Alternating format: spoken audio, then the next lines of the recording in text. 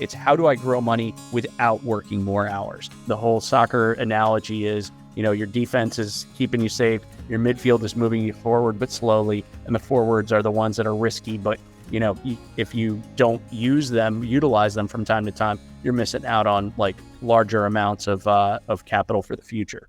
Welcome to What I Meant to Say. I'm your host, Wendy Jones, founder of Be Better Media and a mom of 4, passionate about human connection. Throughout my journey, I have experienced many What I Meant to Say moments. But since life doesn't give us do-overs, I've created a space to reflect and tell our stories again, with a little more grace for ourselves and the hope that we can help others and be better for having listened. Welcome to What I Meant to Say. I'm your host, Wendy Jones, and I'm here today with Pete Urich, co-author of Setting and Scoring Financial Goals. He and his co-author figured out a way to bridge the game of soccer and teaching financial goals to actually younger athletes, right? Your target audience is the younger set. Am I right on that? Yeah, 100%. I mean, you could apply to anybody who understands the game of soccer, but our target demographic is around 16 to 26. Basically, the idea is to give a financial education that I personally never got when I was younger to, this next generation as they're, reaching the end of high school or in college or heading into the workplace. Well, as the mother of 4, I was really, really excited when we connected because I truly believe along with you, I did not have that type of background. Nobody taught me those things younger. And as I'm starting to raise, my kids are now in high school and in college, we've had more and more conversations around this topic. And it takes a lot of leadership to really hit this topic well. And I think so often it's overlooked until, sometimes you can get into difficult situations and then have the conversation. And as with anything, it's so much easier when you are proactive. So that's why I was really attracted to the concept of your book and really curious, how did you and your co-author Chris start, get into this topic and how did you connect? So Chris and I went to college together. We played soccer at Salisbury University down in Maryland, and we've been best friends since 1994. Our background goes back that far, but basically the book itself was born out of the pandemic to a certain extent. There were a few different reasons that I was getting more invested in my own finances and just trying to learn a little bit more. And Chris is a financial planner, is a CPA and all of that stuff. So who better to learn about finances from than my best friend? And as we were talking it through, I was like, well, how could I make this even easier on myself to learn? I was like, well, what if we were to relate this to soccer in some way? We both love the sport. We both played. Our kids play. And so it was like, all right, if I could come up with a way that this overlapped with soccer, it would just make getting that concept down just that much easier. So as we started talking about it, then it was like, all right, well, I think we can turn this into a book. And we just slowly but surely, it took time. It took a lot longer than we ever anticipated, but the ideas started coming together, and basically we came up with a framework that explains personal finance to somebody who, if you find finances intimidating, but you've played soccer before, you'll get the overall idea of, all right, this is a lot more simple of a game, meaning finances, than I ever thought it was. But people get themselves intimidated because it's their money. And also we have a tendency to let our emotions get the best of us in the buying of things and stuff. It's one of the first few chapters. It's possession, not possessions. And so, if you know anything about soccer, you've probably heard of the guy who's in Miami now, Lionel Messi. He's one of the best players in the history of the game.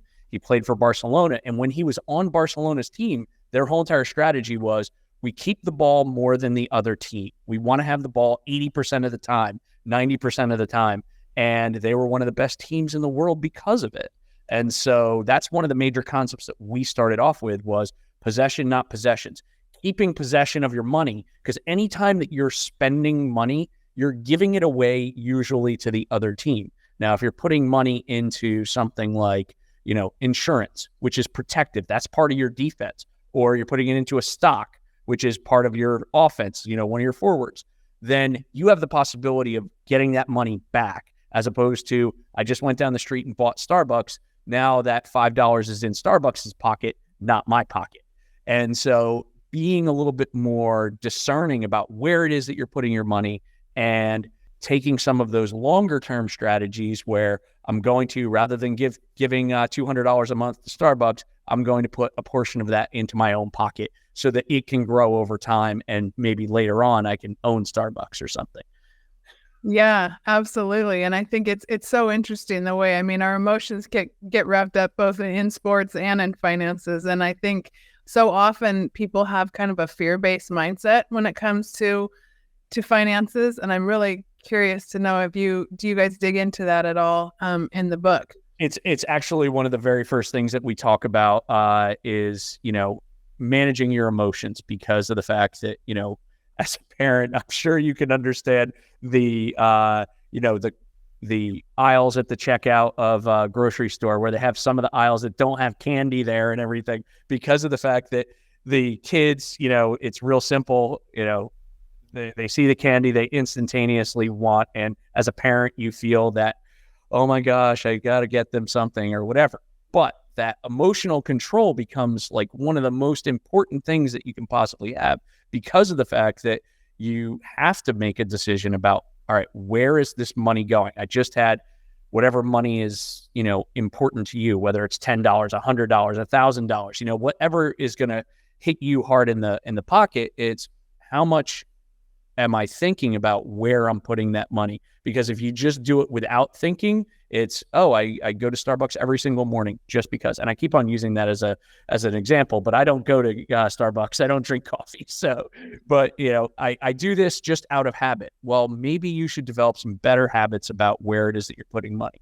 Now, I'm not judgmental, because, that $5, maybe it's worth it to you because of the emotional investment, or you go to Starbucks every day and you meet your mom or something like that. For that, maybe that money's worth it, but most people don't even think about it. They just go to the emotional, I need my coffee, I want my coffee, I got my coffee. And we're trying to get you to think a little bit more, about where it is that you're putting that money, and are you emotionally attached to something that really isn't serving you? Yeah, absolutely. And what are some of the ways you think when you're talking to the younger set, what are some of the advantages of teaching, say a 16-year-old some of these lessons? Well, the thing about teaching a 16-year-old as a 46-year-old, I'm 47, it's you have the possibility of compounding the benefits of learning about this early. So, we'll just use the example of a 22-year-old kid. You've got a 22-year-old kid. They just graduated from college. They get their first job, and they're in the best situation possibly if they're, living with their parents, sharing an apartment with 3 other people. When you're at that level of your life, you have the ability to keep your expenses extremely low. One of the things that, you and I have to do, because we've got kids and we've got a huge amount of responsibilities, we've got to make sure that our defense is taken care of first, because of the fact that I need health insurance. Because of the fact that I've got kids, I need to take care of that first. But a 22-year-old kid has the ability to, rather than $200 a month into health insurance, because their parents have still got them on the policy, it's put that into, a stock, an IRA or something along those lines, where it's, you're thinking long-term, and that $100 a month that you're not going to miss, if you can just let that compound over time, it ends up being hundreds of thousands, maybe even millions of dollars, depending on how consistent you are with it. So making sure that, you're making those decisions early, as opposed to you're 46 and now you're trying to get your financial life in balance, and you don't have any basis for it. You're already behind the game, because you've lost a whole bunch of games. I don't know if you're a soccer fan at all. I'm a huge Ted Lasso fan. So you're a huge Ted Lasso fan. Okay. So as you saw in Ted Lasso, is most of the leagues in Europe are 24 teams, which means you have 46 games. All right. I'm doing the math for you. Trust me on it. You've got a 46 game season.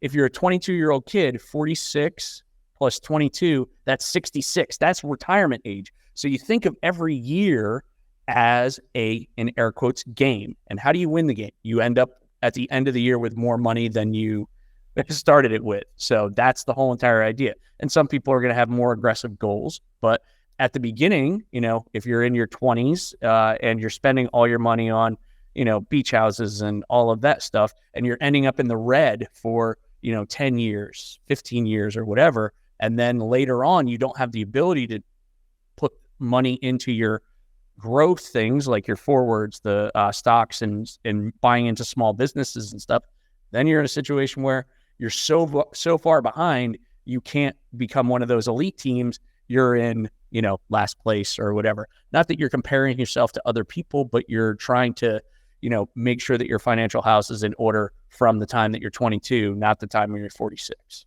Yeah, it makes so much sense, because I do think we get to that point of life where, whatever habits we've ingrained, if you have to change them at say our age, it's a process of unlearning versus, when you're 22 and fresh and you have energy and focus and like you were saying, a much simpler lifestyle. It's a matter of building those habits, right? So What are some of those habits that you think incrementally are most helpful to someone that's coming out? So, the first thing that we did was we turned all of the asset classes into positions. And then also on the other team, you've got, things like taxes, emotional spending, all of that. Those are your defenders on the other team. So in the back of the book, we have 2 worksheets that are your assets, which are your team, and then your liabilities, which are on the other team. And so going through and actually breaking down, where's my money going? I made $2,000, $5,000 this month, whatever the amount of money is, where is it going? Just that simple process of building the skill into your like monthly process, or if you're doing it quarterly or whatever, it's where did all of my money go?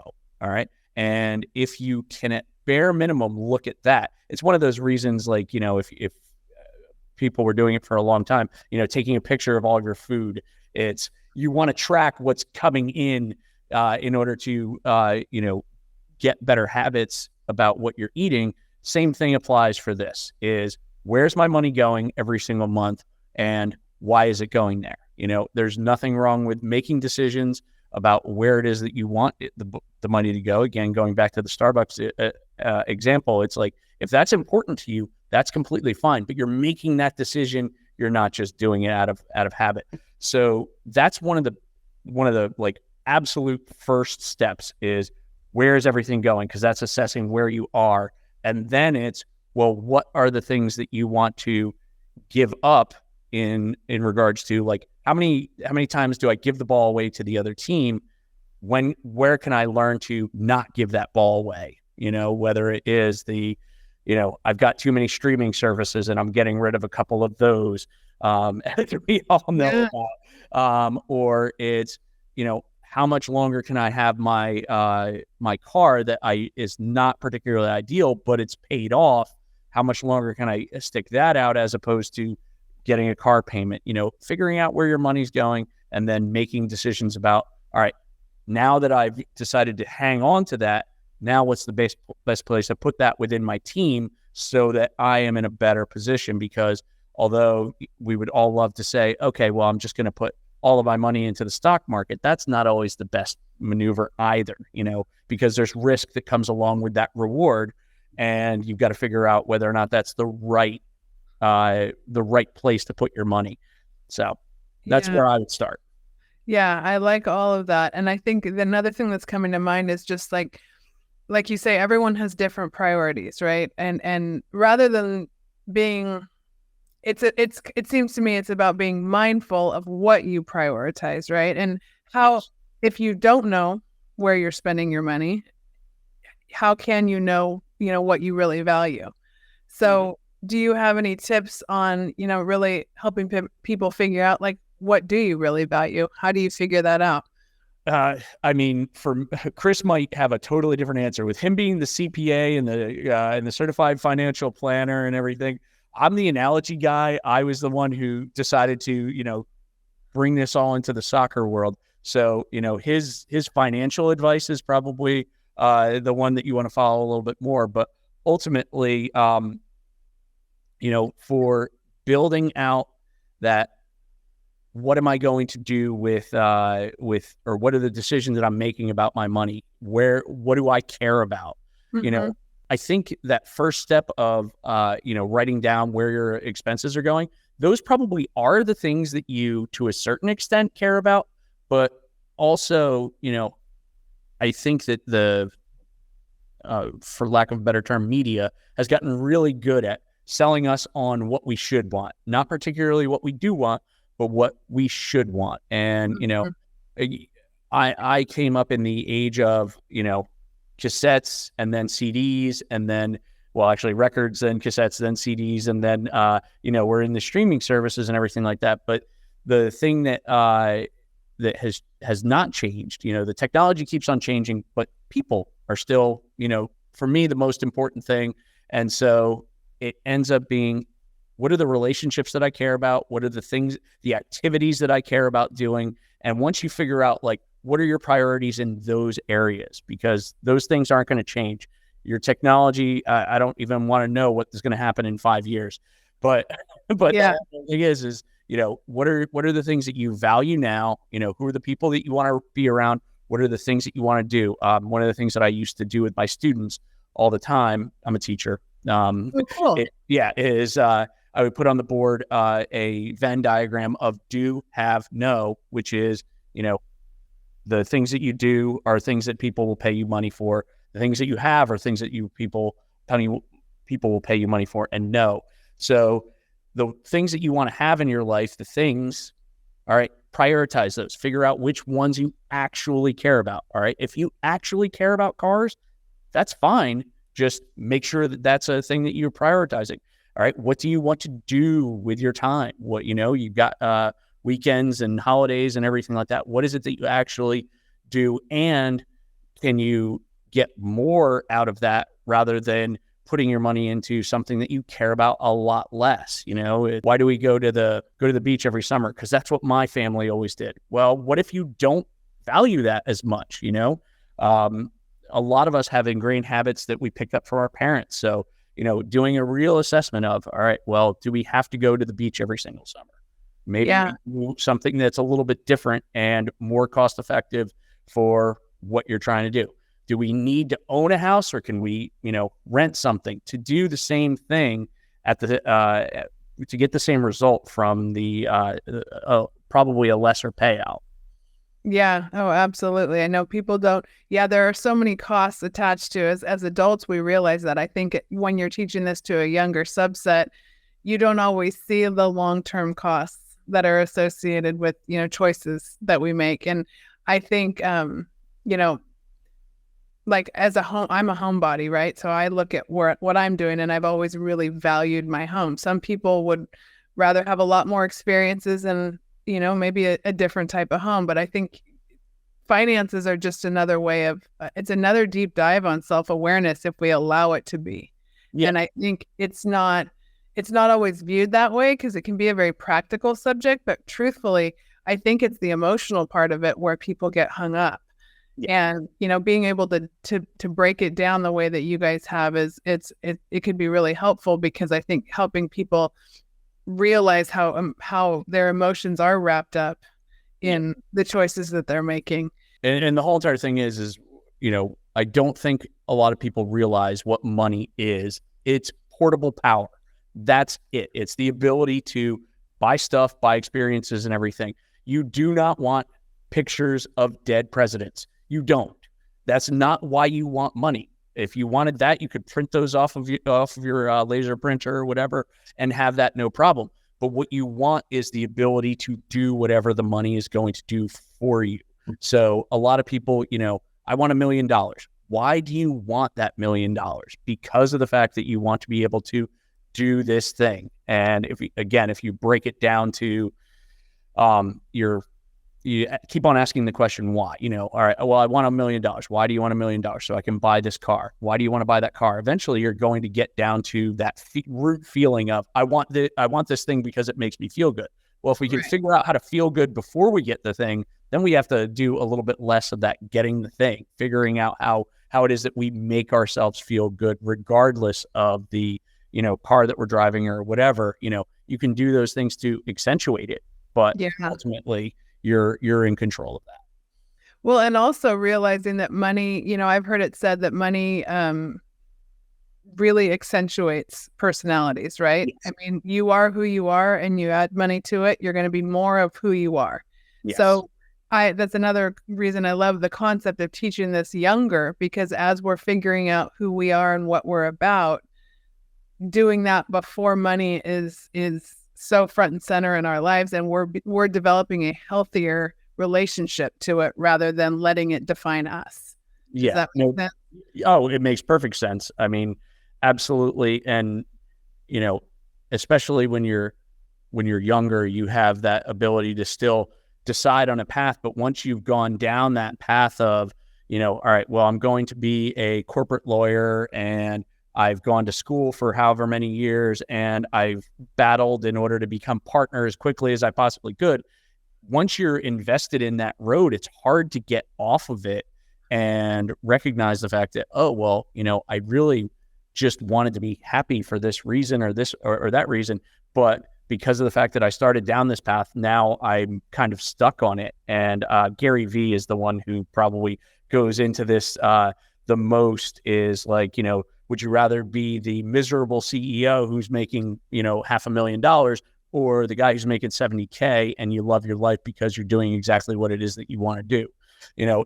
That juxtaposition is one that I think that we're getting a little bit better at looking at those two things and realizing that, being a child, I was born in the 70s, but being part of the 80s, it's, everything was about getting rich and having the things and everything like that. And I think we're starting to recognize that that's not the end all be all that was sold to a lot of us. And so now trying to move in a different direction and having the ability to do things like you and I are doing right here. It's, 30 years ago, I probably wouldn't be an author writing a book that was like this, because it never would have gotten published, because soccer and finances, they're going to throw that out the window. And then also, you and I being able to talk like this, we live on other sides of the country. So, all of these things, the walls are breaking down on a lot of the things that we thought were the way things were supposed to be.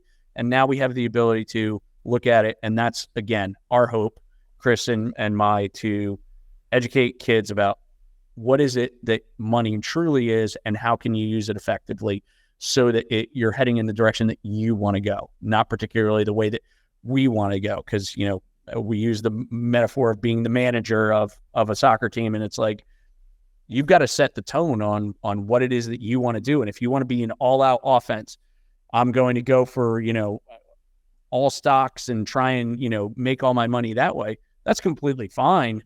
But just recognize that you're the one who's making the decision. None of this is 100% advice. We put the ideas out there to explain them, and then you've got to make the decisions, because we can't make the decisions for you. And, so many people, we've seen it throughout the years, MC Hammer and everything like that, when they let other people make their monetary decisions for them, they usually ended up in a problem. Absolutely. I mean, yeah, it really does come back to knowing yourself and your priorities, right? And then having that healthy relationship with yourself so that the money is not defining you. You are just, to me, I think I know there's a study out there.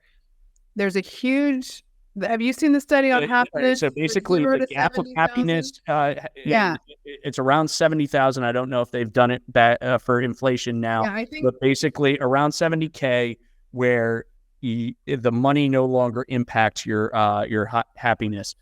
Up until 70K, it's basically there's a correlation between people's happiness and their monetary income. But at that 70K dollar amount, that's where you kind of cap out, where the money's not making you happier anymore. It's all about your decisions and everything like that. Yeah, I think that's your basic needs taken care of, and then it's just figuring out what are your priorities? Who is it that you want to be? How do you want to spend your time? And I think the younger that people can realize that, and granted, I love teaching lessons, that concept of generational wisdom I'm so drawn to. And I think there's something about, yes, we have to be a certain age because we take things in differently at different ages. But I think there's something about finances that it can be such a black and white. I think as we get older, so much more gets attached to it. So when I was thinking about your concept, I'm like, well, when you're teaching it younger, it really can be so much simpler. Mm-hmm. And then letting those habits build in such a simple way where we don't have all of these security and like shame attached to the decisions we're making, or how did we get over here and how did we just being able to peel it back and boil it down just seems so much more practical to me. Yeah. And the thing is you're at that point, if you're able to get somebody into this conversation at 16 where they're still in the nest, they can, oh, I've got a summer job. I just made, $100 or whatever.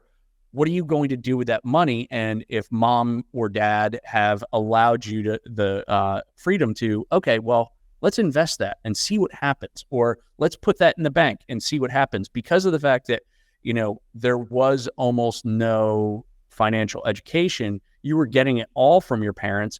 And so now that ability to, as a 16, 18, whatever year old, being able to say, all right, I just made some money. Here's what I want to do with it. And there's almost no repercussions whatsoever, because if you lose that $100 or whatever the amount is, it doesn't matter. You're not going to starve to death. You're not going to, get kicked out of your apartment or anything. Mom and dad are still there to, take on most of the defensive responsibilities for you.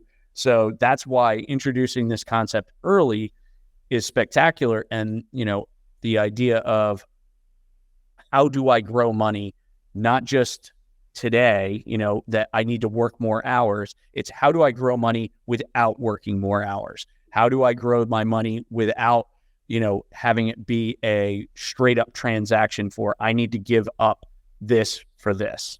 Yeah. Yeah. It's a fascinating concept. And you do hear about, there's so many ways in the world now, like you were saying, remote, but just those decisions we make younger and having the time for the money to grow and just being used to that being the decision. Like I always put a little bit away, or, mm-hmm. Those things it's a real game changer over the number of years that you make those choices. So, yep. Yeah. You start 5 years earlier, you're going to, exponentially grow your amount of money depending on how you invest it and everything like that. And there's safe investments. It's, again, the whole soccer analogy is, your defense is keeping you safe. Your midfield is moving you forward, but slowly. And the forwards are the ones that are risky. But, if you don't utilize them from time to time, you're missing out on like larger amounts of capital for the future. Yeah, no, that's fascinating. Makes a lot of sense. Do you talk to your kids since you've written this book? Do you talk to your kids more about finances? So I have talked to my kids a lot more about finances, just because of the fact that, A, they're getting older. My kids are both in high school right now. And B, my son had his first like true job over the summer. And so just having the ability to have that talk of, all right, let's think about whether or not this is actually the thing that you want to do, because it's real easy when it's mom and dad's money to say, oh, I want the new shiny thing. I want the Xbox 5. I want the, whatever. But as soon as it's your money, then you need to be a little bit more discerning, because you're not going to recoup that. You're not getting another summer job until next summer. So what are you doing with this money for the next year? And how are you going to allocate it? My son did ask me, because he was in the stock market club last year, and he's like, can I invest some of my money? I'm like, not on your own, because you're not 18 yet, but we can definitely have that discussion, and whether or not that's the right maneuver or not. But, ultimately, yes, that is a discussion that I'm having more, especially with my son who actually plays soccer. But the intention is eventually to we're going to go from soccer, which is my sport and Chris's sport as well. And then we're going to do football, and then we're going to do basketball, and then we're going to do baseball. And we're going to try and make our way through the, popular sports in order to make it more pervasive rather than just, oh, well, there's this great book that explains, soccer and finance. Well, I don't like soccer and I'm not going to read anything, even though I liked Ted Lasso, I'm not going to bother with a soccer book. So, I think that the American public will really latch on, especially to the football book, because of the fact that soccer and football are really, really similar, despite the fact that I know that people view them as very different. But there's a lot of overlap there that we can get it. The one I'm going to have to figure out eventually is the volleyball. Okay, well, we'll help you with that one. Yeah, thank you a little time. We'll start thinking about that. But you said your daughter plays, so she can help you. And yeah, I'll be sitting there in a game at some point when she's playing, and I'll have some kind of an epiphany that, oh my gosh, this is how it's going to work. But yeah, it should be relatively simple. It's just, coming up with the right analogy in order to make it. All we're doing is we're taking something that people view as complex and trying to make it simple. That's it. And you sound like being the metaphor guy. So have you always been kind of a game of lifer as an athlete? Have you always seen those lessons that you learned on the field play out in your life? Or I don't know that I won't use the word always, but ever since I've been a coach, for sure, I have definitely done it. As I got along in my playing career, probably in my 20s, it started to become like more and more prevalent of the fact that I'm not just playing this game for the idea of wins and losses and everything. This is actually a thing that is going to impact the rest of my life. I'm not a soccer player anymore. I'm still a coach, but I don't play that much anymore. But that sport has impacted my life way more than any other influencing factor, and I would almost, I don't know if I'm going to really think this is true or not, but like even to the point of like school and stuff like that. I know that school's important. I'm an educator. I'm a teacher. I love education. I think that it's extremely important, but a lot of what I've picked up from like perseverance and stuff. And my first two books were soccer and life overlapped. So that was the first book was Fill Your Boots, which was like a whole bunch of like miniature stories about like how soccer and life overlap. And then the second book, I really hammered it home with Soccer Life Balance, which was, coming up with the metaphors of like, some of the daily practices that you talk about is, inflating the ball. Well, that's your breathing exercise and things like that. And then talking about lining the field and like how some of us like have a really small field because we've boxed ourselves in based on thoughts that we have about who we are and what we're capable of. And that's, one of those things where people are living in a very small box and they have all this capability, but they don't tend to use it because they've already line themselves in, and sometimes they put themselves into a position where their goals are so far away they don't ever think that they can reach them. So that was the second book, and was kind of a little bit more on my own. This is so much more pointed, and because of the fact that I've got Chris's backing with the financial planning side of things that he takes care of, it just brings a level of specificity and also expertise that he has. Mine is mainly from a coaching and, just living life and seeing kids on a regular basis, seeing them struggle with the same things that I struggled with when I was 16, 17, 18, and saying, hey, here are these 5 potholes. I already fell in them. Don't fall in them for this reason, and this reason. And some of those lessons, kids need to learn on their own, but and put it out there in front of them as best I can.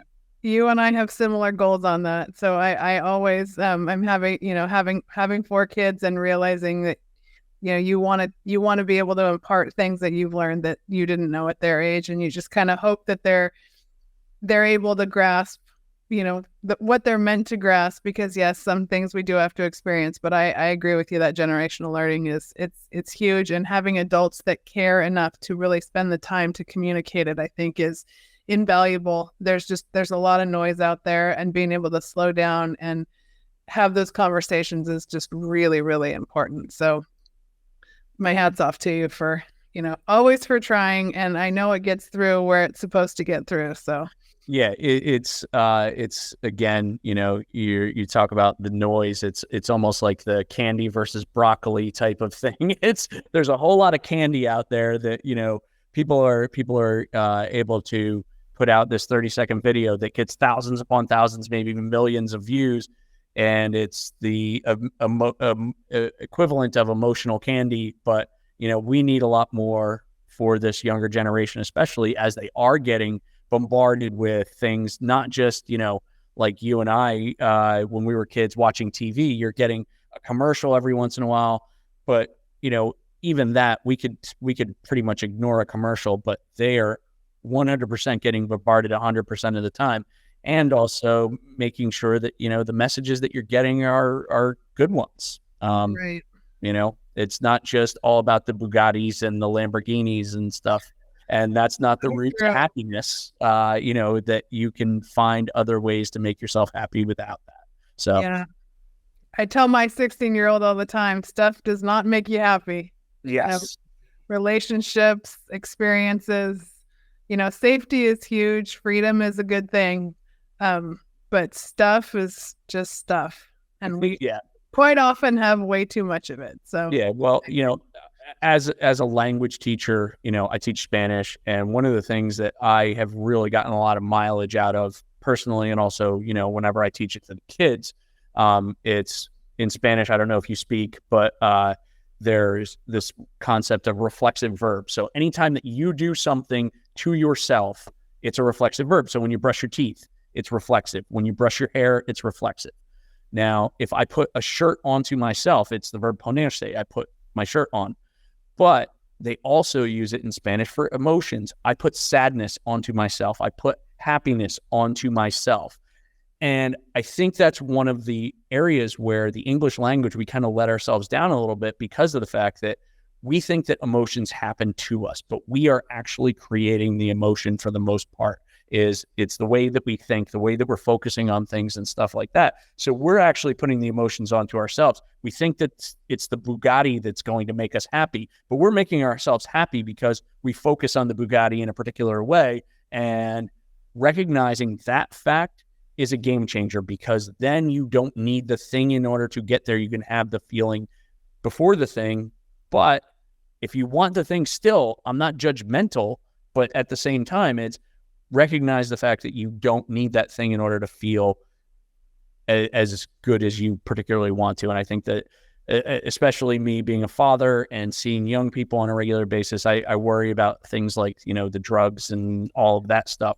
Even that's to the major, like, negative end. It's, I need this substance in order to feel good about myself. It's like, yeah, well, it is. I mean, a lot of it does come back to brain chemistry, right? I mean, it's the dopamine effect. It's the things that we, when we're seeking that pleasure seeking sense that we have to have something. The more you understand that stuff, I think the better off you are. yes. And my hope is that kids are starting to learn these things younger. I didn't know the word dopamine when I was 16, and I know my 16-year-old knows what dopamine is. So I'm hopeful that at least with the things they're being confronted with, they're learning more. It's more, there's more active learning around it. But yeah, it's a scary world as a parent and as a... Yeah, well, I mean, when we were kids, there was a TV show, The Greatest American Hero. I don't know if you would remember. I remember it. Yeah, but the concept was he was this guy who had this super suit, but they didn't give him the directions. I forget exactly what the deal was, but he flies around and basically like crash lands all the time and everything like that. But that's the way the human existence works, is for the most part, we are here on this planet and we're trying to figure it out as we go along. We weren't given instructions. Most of our parents weren't given instructions on how to do things. And we're doing the best that we can, but we're going to crash land a lot. We're going to mess things up. And unfortunately, with all of the attention going to, social media and everything like that, there's a lot more information coming in than, 100 years ago, 30 years ago, or whatever. So now we all need to be at the guard of the gates to our minds. And, I talk to my kids, meaning my students or my kids, all the time about, the keys. So, who would I trust my keys to? Well, you might trust them to a friend or your brother or something like that. But you wouldn't just throw them to anybody walking down the street or give them to somebody you just met on the internet. But we do that all the time with the keys to our mind, is giving the ability of somebody to, on social media, say something horrible about you, and all of a sudden that makes you feel horrible, or I didn't get enough likes on this post that I put out there, and so therefore I feel horrible about myself. It's being really careful about who you give the keys to your mind, because it can be extremely destructive. And if you're also smart about who you give those keys to, it can be extremely rewarding. Absolutely. Absolutely. I love that. I love that take. And it's also why I love these longer form interviews. And I encourage people to watch more than just the clips, even though, we love to clip little pieces of wisdom and put it out there, but there's always so much more behind the longer form conversation and behind like a book like that you've put out, or the 3 books that you've put out. So I really encourage people, and younger people especially, to really dig into the levels of wisdom, because there's a lot more than just the sound bites that are out there and going through your feed so quickly. So, but yeah. With that, I there's one question I ask everybody that comes on my podcast, really in search of generational learning. And it's, if there was a piece of advice that you could give to your younger self, what would that be? Well, I haven't done it in a couple of years because of the fact that, I'm teaching at a different school now. I moved down to Virginia about 4 years and change ago. But I used to do a lot of youth speaking, and I actually would go out to schools and basically talk about, like, okay, I actually would put up a picture of, this is me, and this is what I used to look like. And if I could talk to that person right now, here's kind of what I would say. And basically, I mean, the overall idea would be, your choices make your life. Tom Bilyeu's quote, I don't know. He's the one who I heard say it, but I know that he got it from somebody else. Is, when we're born, we look like our parents. When we die, we look like our choices. Now, I know that's a really stark statement, and I know that he gets a little guff for it because of the fact that, people want to make up excuses. But the thing is you're the one who's in control. I'm in control of my life, and I have made choices throughout my 47 years, some good, some not so good, but it's all about the choices that you make and being willing to make a choice and then live with the repercussions of that choice. And I think that my 16, 15, whatever year old self probably wouldn't get it. So I would probably go more to the feeling thing that I talked about the reflexive verbs of, you put sadness onto yourself. I think I would go that route as a little bit more practical, but really I would want the idea to get across that it's all about your choices. Everything that you do comes down to choice. Yep. I couldn't agree with you more. And it's that, we are in charge of ourselves, and there's a whole lot of things out there that we can't change, but we are not one of those things. So if you don't like something you're doing, you can change it, and you can also sink into the things that are working for you. And it creates a really beautiful path. Not a perfect one, just a good one. So, yep. Yeah. Well, I want people to know the best way to find you and buy your book. So what's the best way to do that? Okay. So we have the website set up for eventually to have all the books, but right now it's just the soccer book, but it's sportsfinancellc.com, because eventually there's going to be football, basketball, etc., volleyball, of course. But as of right now, it's just sportsfinancellc.com. And then we're on Instagram, we're on Facebook, despite the fact that, we talked a little bit negatively about social media. There are positive things out there on social media like that. And, it's a way to get messages out there. So yes, we are on both of those platforms. And me personally, if you look up my name, you're going to find me. All right. I'm one of the few Pete Urichs in this world. All right. Well, that's good. There's a lot of Joneses in this world. So let's see. Well, I'm glad people know where to find you. I really encourage people to go out and check out your book, because this topic it's really a lot more important than people realize younger in life. So great information for the next generation. And thank you so much for joining me today. This was really fun, and let's keep in touch. Thanks. Good to meet you, Wendy. Yeah, you too. Thank you so much for joining us on What I Meant to Say. And I'm Wendy Jones, just reminding you to be real, be you, and be better. Thank you for joining us on What I Meant to Say, another production of Inspired Edutainment, brought to you by Be Better Media.